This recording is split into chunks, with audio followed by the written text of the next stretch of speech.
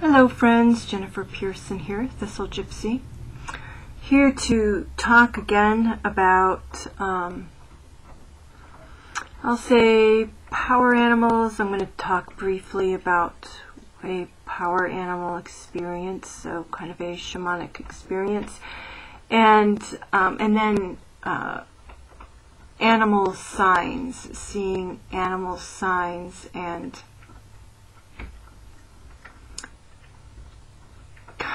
attempting to interpret animal signs, which to me is can be very difficult to really fathom what they're getting at. And I guess I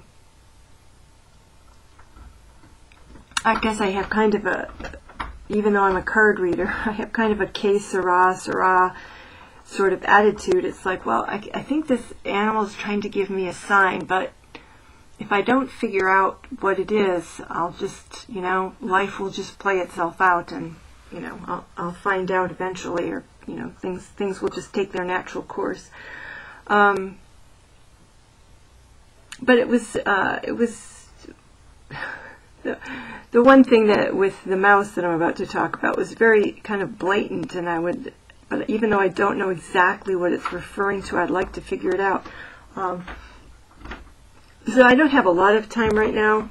I could still do my usual ramble of 30 minutes, but so I brought out a couple of decks, so I may pull from these decks depending on how much I ramble.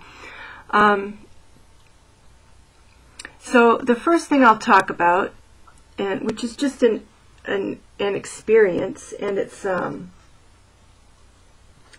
it doesn't have a context either.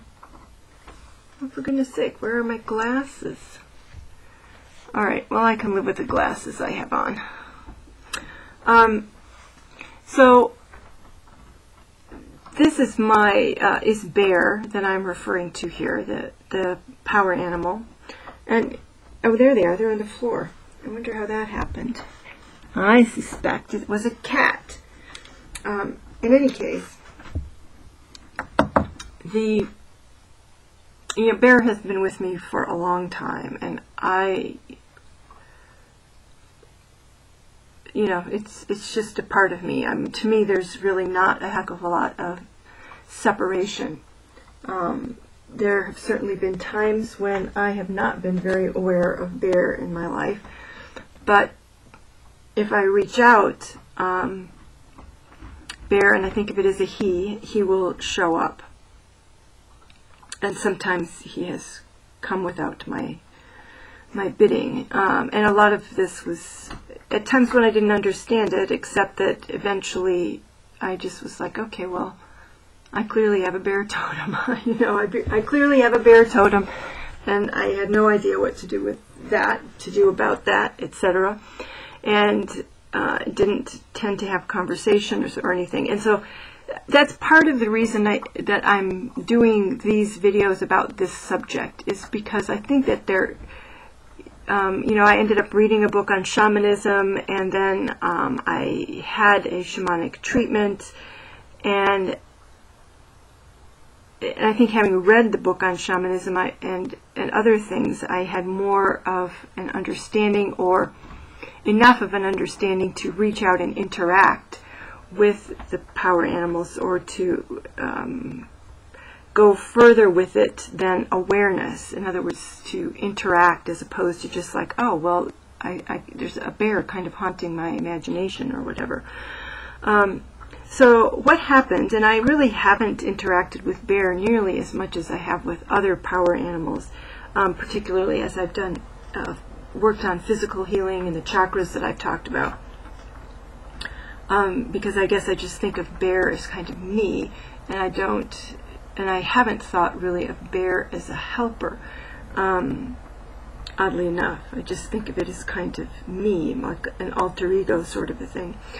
But so I was, and I can't remember exactly where this was in the context of, but I think it was in the context of a previous video that I had up, where I was working on my chakras. And so I was laying there because I was tired and I was kind of feeling depleted, which is my version of tired because I have Lyme disease and fatigue, is that it's not a relaxed sort of tired, it's a fatigued, depleted sort of tired is often how I feel. So I laid down, it was a Saturday or Sunday, I think it was Sunday, and just, laid on my side and just was, letting myself kind of go. And the bear came and laid down, behind me, against me, and was really pressing against me. And I thought, is this weird? Is this, is this bear becoming like amorous or something? And nothing phases me, or nothing is outside of possibility for me at this point. It was just to sort of understand what is being gotten at, what's going on. And I started sort of to rebuff, or to say, I can't, I don't want to deal with anything exciting right now. Don't give me any weirdness. I want to go to sleep. But it kind of came back persistently, and I just got the sense that it was like, no, you crazy woman. No, this is not what we're talking. Just let me come in with you. Let me come in with you. And then it was interesting. It's like, oh, you want to, like, come in, like to, and the feeling was being enveloped. And so, the bear put his arms and paws around my hands, and I could feel my hands becoming those thick, padded paws. And so what was happening essentially was that I was going into the bear was coming into me, into the body, and so there's this question in my thinking. It's like, okay, well, this is my awful skepticism. I really am. For all this stuff to be happening to me, I just definitely have a skeptical viewpoint of things. And I'm thinking, what are you thinking, bear? It's like, we can do this, but are you wanting me to take on your strength? What are you thinking? Or what are you wanting me to get out of this? Because I didn't have any. It's like, as this was happening, it's almost as the bear was becoming as depleted as I was, coming in, I'm still resting there, I'm still laying there, there's nothing particularly going on. And then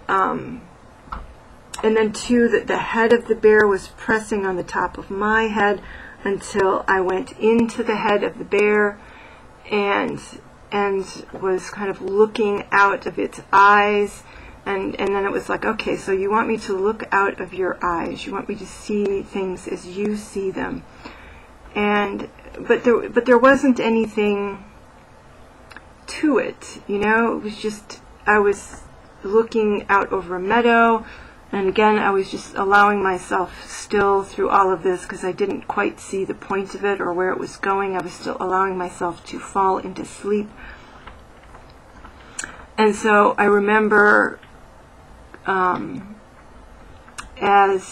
was looking out, trying to see the world as the bear was seeing the world.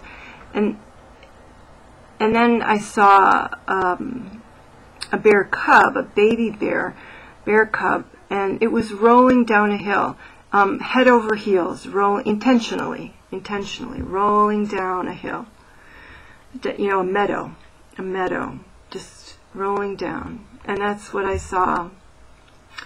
And I thought, in my thinking at that point was that I wasn't necessarily seeing through the bear's eyes so much as I was seeing a bear memory, this bear of maybe being a bear cub, or maybe another bear cub, and then that was pretty much it. And it just sort of, and I remember thinking, okay, so this is what I've seen, And you know, it was kind of, is there anything more before I fall asleep here?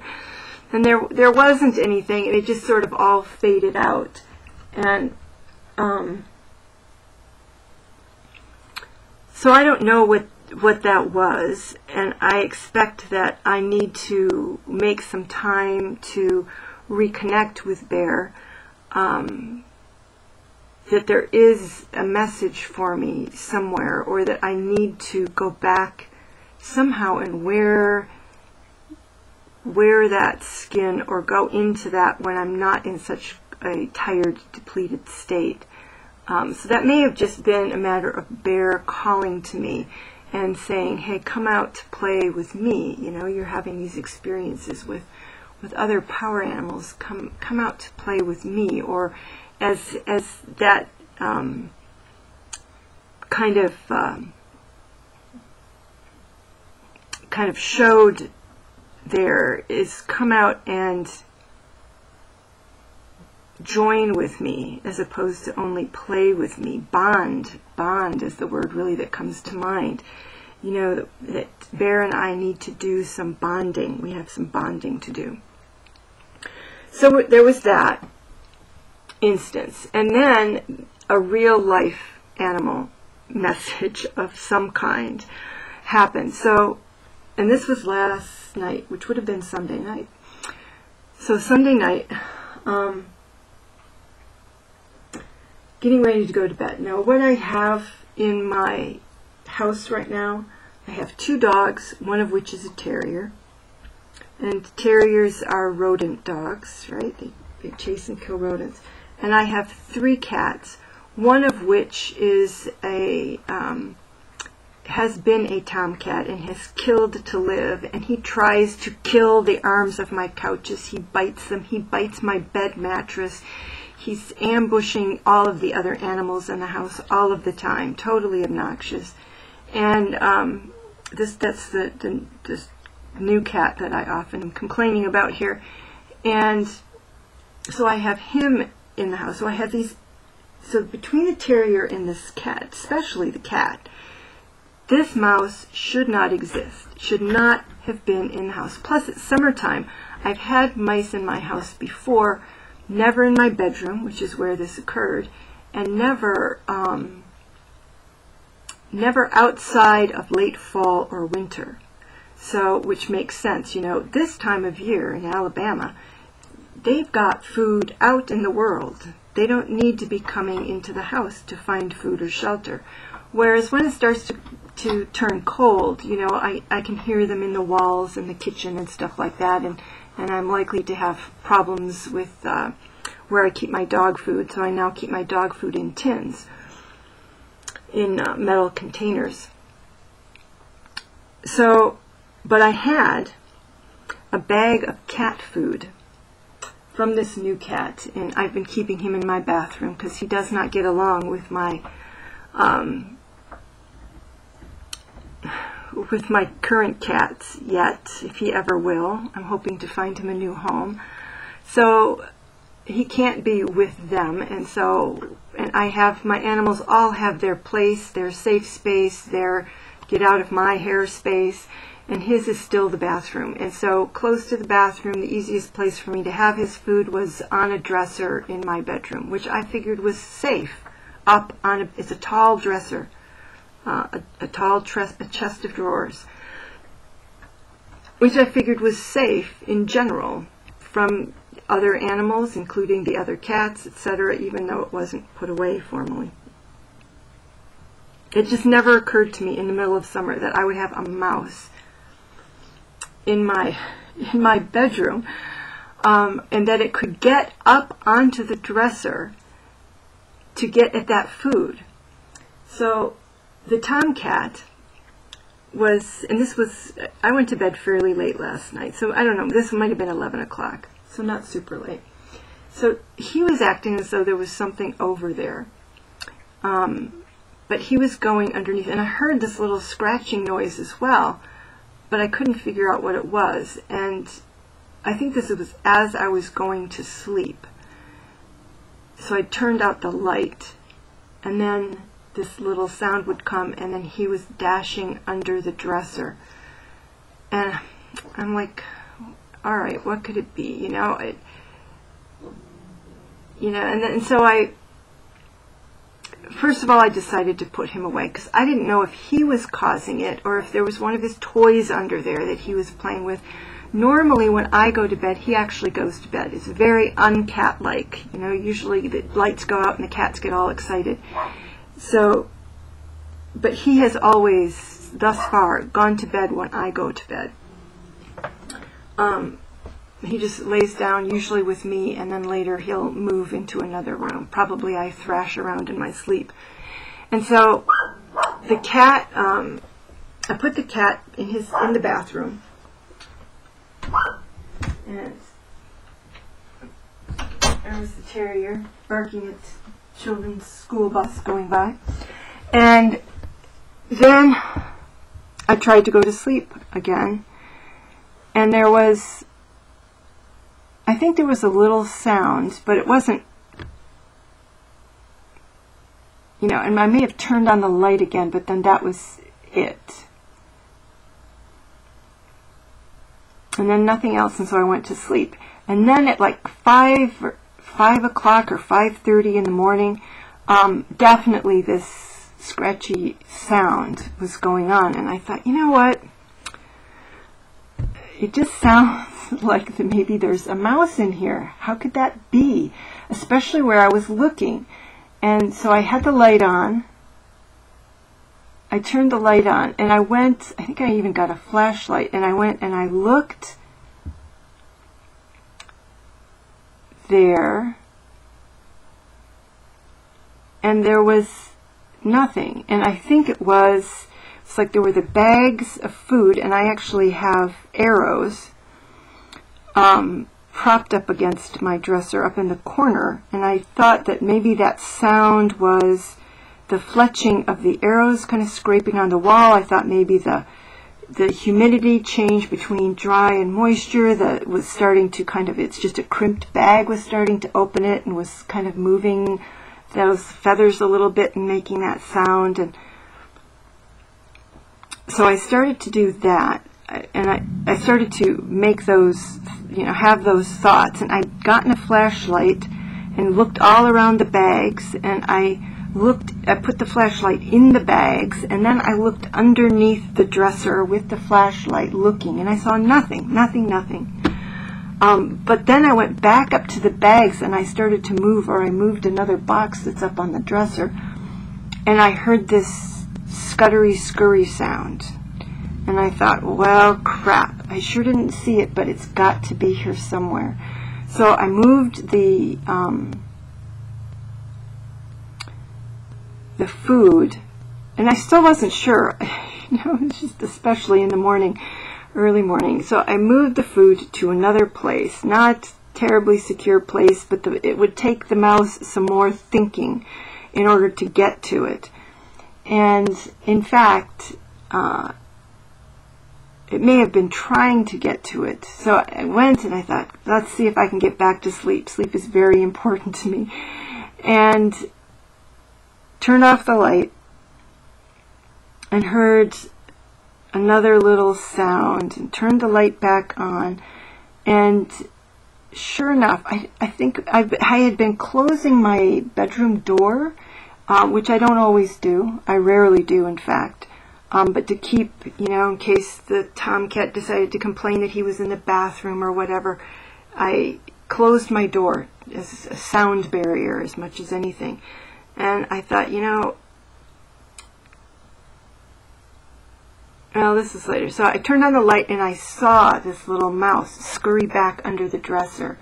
And I thought, well, sure enough, I have a mouse that somehow smelled that food way up on the dresser and managed to get up on that tall dresser. It just blew my mind. I was like, how can that be? I mean, I don't know if he could shimmy up between the side of the dresser and the wall, or I have a stick of cranberry. I'm not sure if I can show you here. whoops, if you can see in this corner, I have this I think is mulberry, but you know, here and there I have sticks, okay? Here and there I have sticks. And so I thought, did he crawl up that stick that's sitting against the dresser and get up there that way? Or I also have my bow, a very cheap recurve bow, set up against the dresser. I thought, could he have climbed up the string of the bow and then jumped up there? I was just so baffled by how on earth he got up there. Yeah. And I thought, well, do I let the cat in to kill the mouse? And I thought, no, I can see what this cat will do. The cat will get the mouse and not kill it and bring it up on the bed to play cat games, right, with the mouse.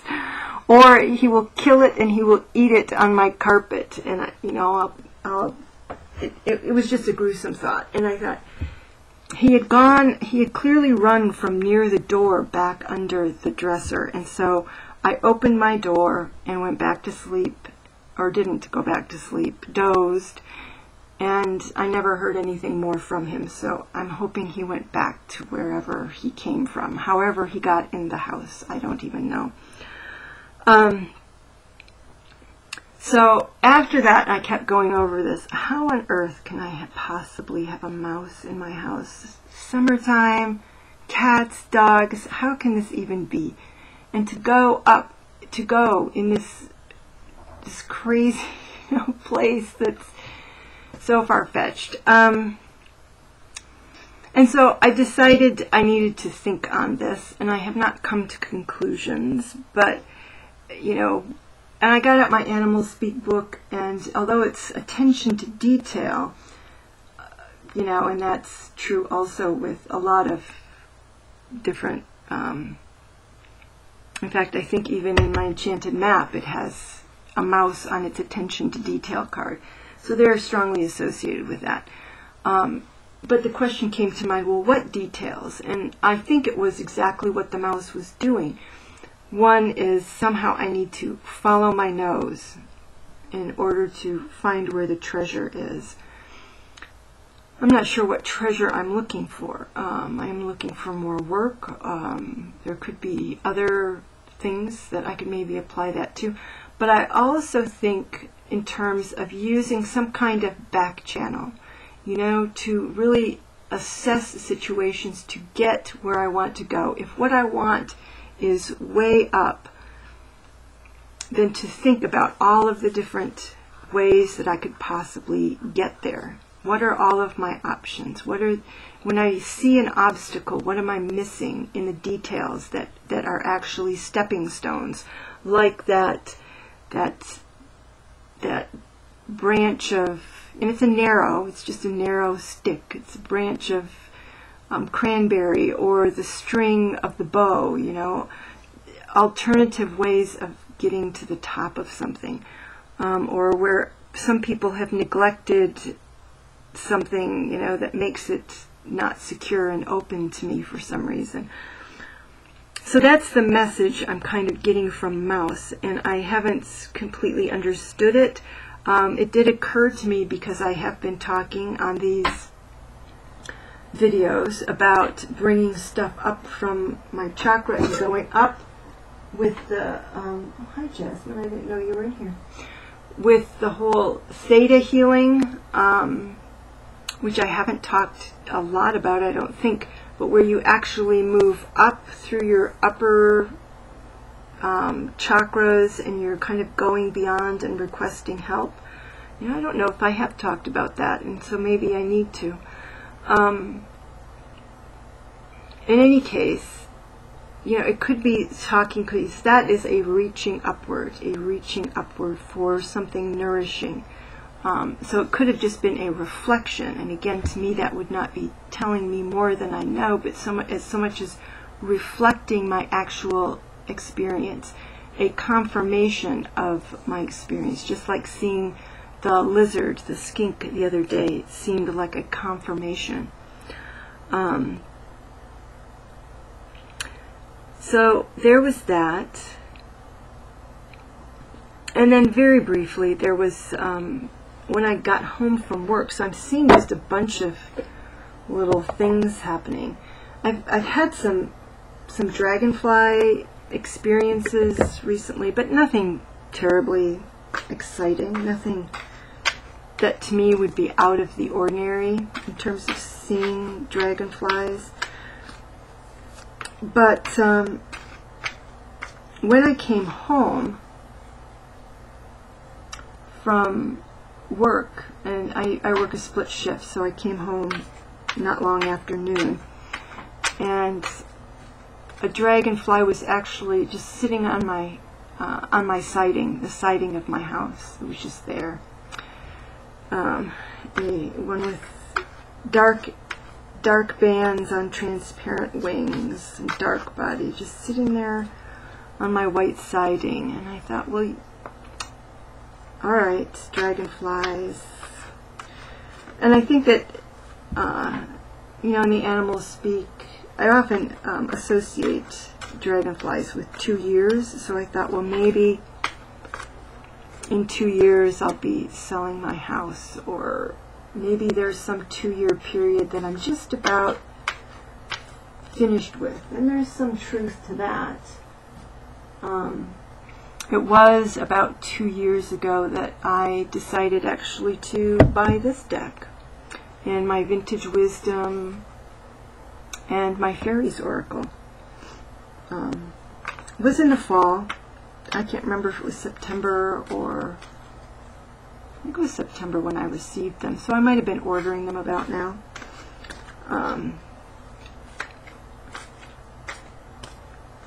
But so I don't know. Maybe that was an anniversary gift. The dragonfly as an anniversary gift. But they're also supposed to be creatures of light or something like that. And I guess I do need to have some talk about the theta healing, because I actually have, once again, just like with the dragon, the thing I don't quite believe in, I have seen kind of light beings. Yes, it feels so crazy to say that. I have in my shamanic experiences, I have started to see light beings. So it's like, so maybe it was just about that. I don't know. But it could have to do with, when I first just saw it on my house, I just thought, it's telling me in 2 years I'm going to be letting this house go, or something along those lines. Okay, so I thought for the mouse particularly, because it's so blatant, so involved, so persistent, that I would pull some cards around the mouse. So the question here is, what message is the mouse bringing me? Okay.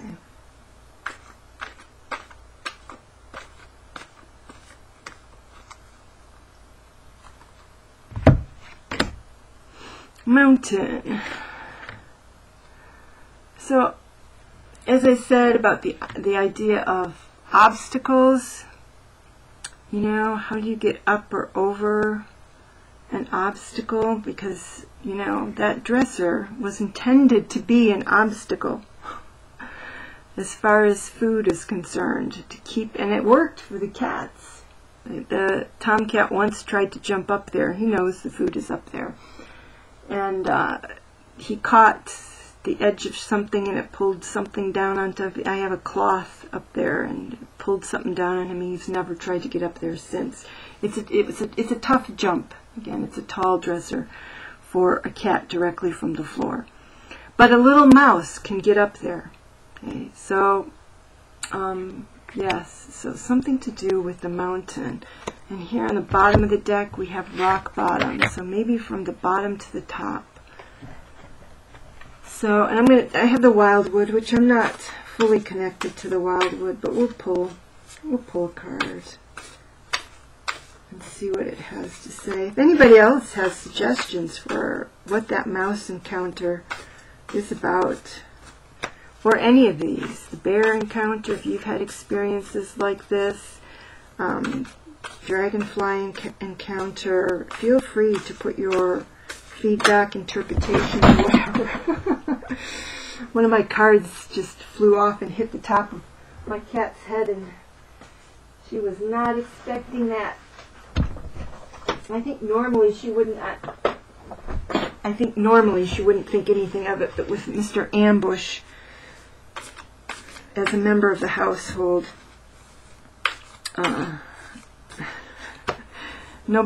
everybody's a little bit on edge. Okay, so let me do some final shuffling here.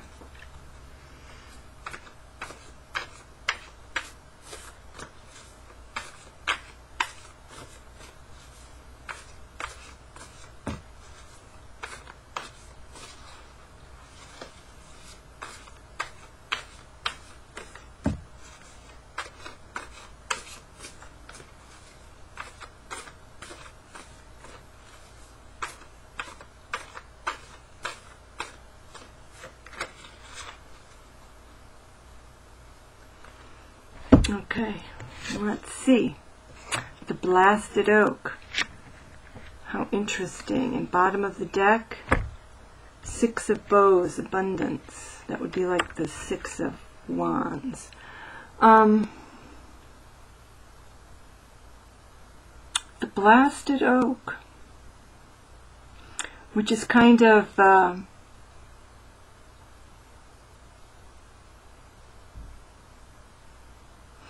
in the Wildwood Tarot is kind of a conflation of the Hanged Man and the Tower.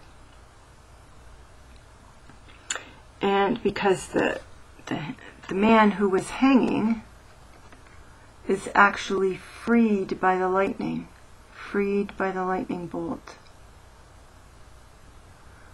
He was tied to the tree. Doesn't look like a comfortable landing. Although maybe there is some water there.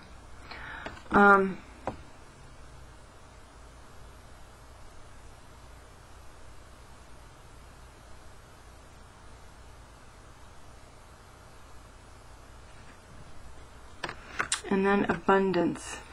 I mean, to me this just feels like, this is almost like me disrupting the mouse from its quest for abundance is what that feels like.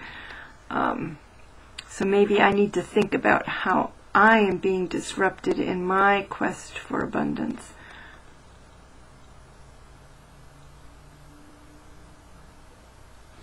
Or perhaps how I need to free myself to better pursue my quest for abundance. To look at my obstacles and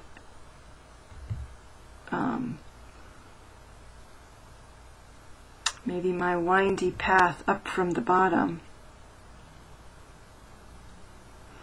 Maybe it's just telling me to look for the holes in my house with that mouth there, to search out my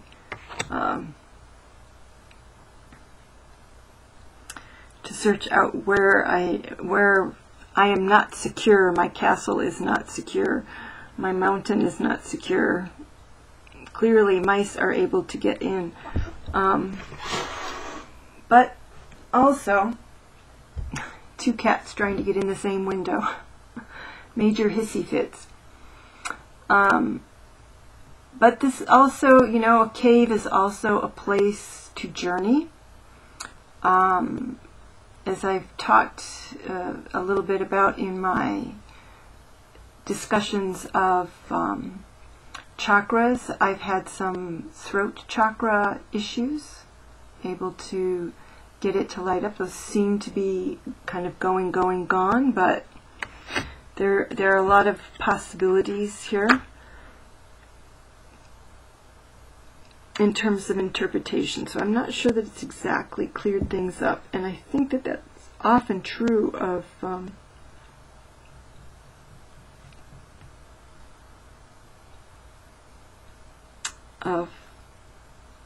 the tarot, is it does give us messages, and sometimes it's clear and sometimes it's not. It might be how I'm securing and whether or not I'm, just kind of the obvious thing, that I need to do a better job of securing what I do have in general, so maybe it's a warning to me about securing. And the next card under here is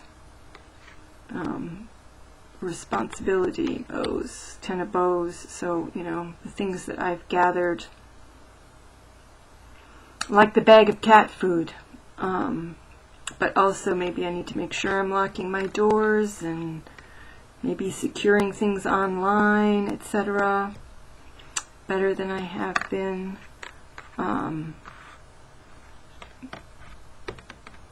Checking my credit score to make sure that there's nothing fishy going on with that. So interesting. So like I said, sometimes it can be hard to get practical, useful information out of tarot readings. Not always. Sometimes it knocks us over the head.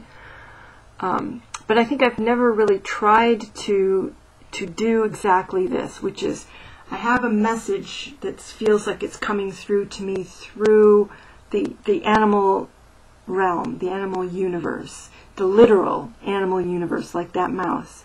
And I've never gone to the tarot to say, what was that about? Or oracle cards, whatever, and say, what was that about? Clarify that for me. So I may do that more often and see if it helps clarify why I'm seeing or experiencing things. Anyway, that's it for today. That's my share of power animal and literal, actual animal stories.